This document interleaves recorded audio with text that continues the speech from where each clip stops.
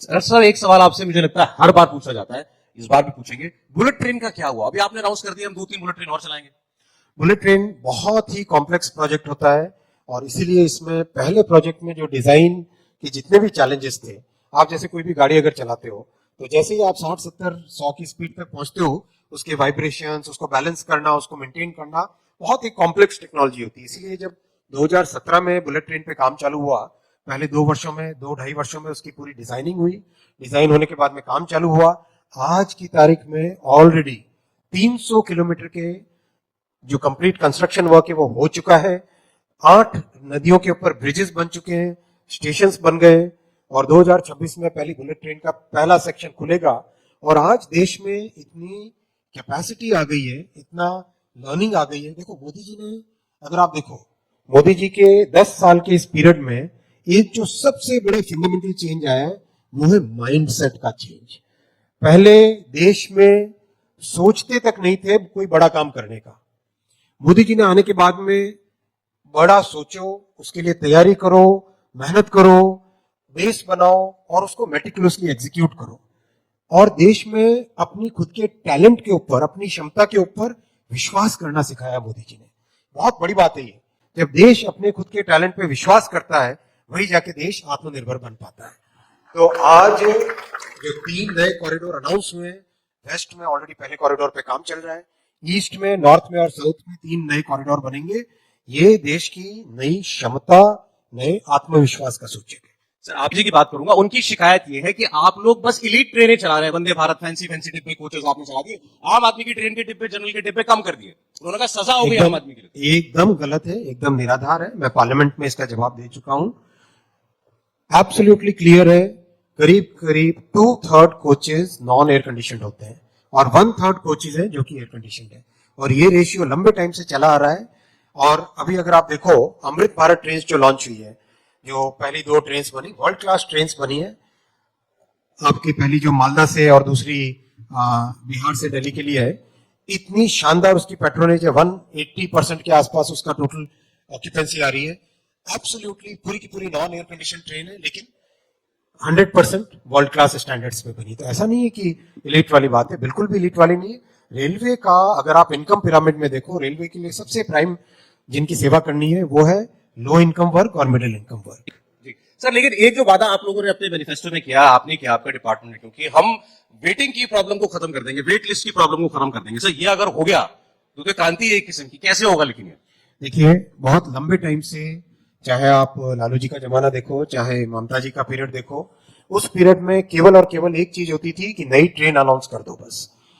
Train चलाने के लिए जो इंफ्रास्ट्रक्चर चाहिए, पटरियां चाहिए, स्टेशन चाहिए, सिग्नलिंग सिस्टम चाहिए, ऊपर बिजली का तार चाहिए, नए लोकोमोटिव्स चाहिए, नए कोचेस चाहिए, इसके ऊपर कोई ध्यान नहीं दिया जाता था।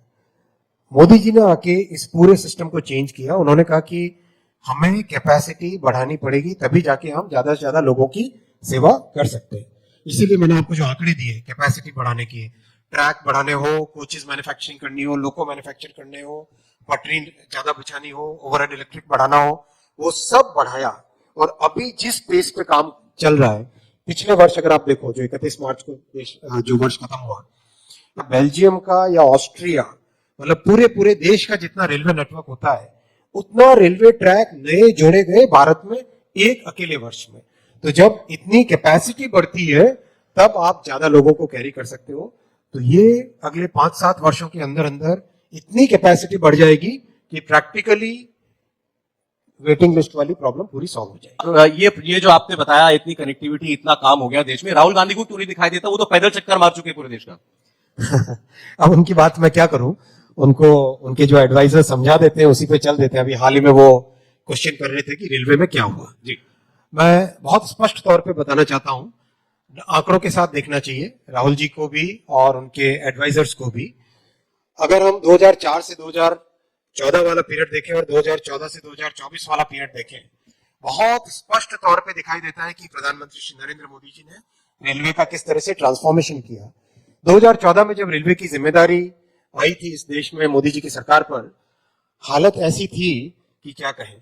आप देखो, यूपीए के 10 वर्षों में कुल मिला के 5000 किलोमीटर मात्र रेलवे का इलेक्ट्रिफिकेशन हुआ था। 5,000, इतना बड़ा देश, इतना बड़ा नेटवर्क। मोदी जी ने 10 साल में 44,000, कहां 5,000, कहां 44,000, 44,000 किलोमीटर का इलेक्ट्रिफिकेशन किया। देश में रेलवे की कैपेसिटी बढ़ाने के लिए ट्रैक्स की जरूरत है, पटरियों की जरूरत है। आप सोचो 4 से 14 की पीरियड में मात्र 17,000 किलोमीटर पटरियां ऐड हुई। मतलब 2014 में 4 किलोमीटर पर डे के हिसाब से नई पटरियां बनती थी।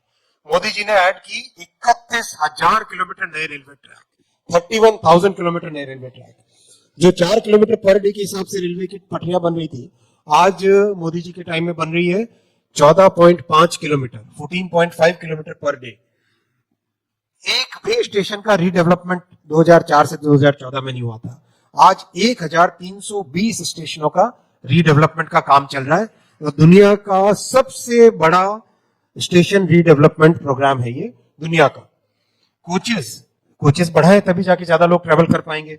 32,000 कोच मैन्युफैक्चर हुए थे 4 से 14 में, 54,000 अब 14 से 24 में।